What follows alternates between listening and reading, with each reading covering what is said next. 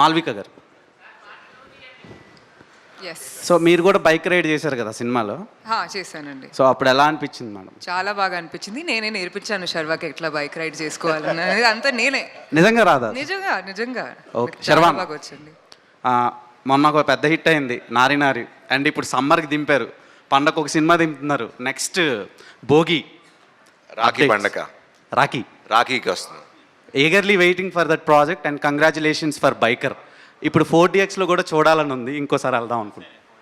నాకే అసలు time కుదట్లా promotions అని చెప్పి, నాకే ఇంకా ఆయన చెప్పినట్టు ఒకసారి సరిపోట్లా, నాకు వెళ్ళి ఎప్పుడెప్పుడు మళ్ళీ చూద్దామా అండ్ భ్రమరాంబకి వెళ్ళి చూద్దామని.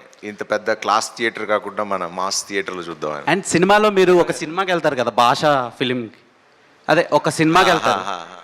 మామూలుగా మేము డాడీస్కి దొరికిపోయినప్పుడు కొట్టి కొట్టి తీసుకొస్తుండే, కానీ మీ డాడీ చాలా కూల్గా ఇది కాదు నీ లైఫ్ వేరే అని తీసుకొచ్చారు.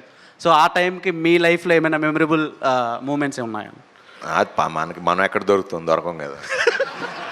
అంటే దొంగతనంగా చూసిన ఏమైనా ఉన్నాయా? మనం ఎక్కడ దొరుకుతాం. Congratulations whole team. సార్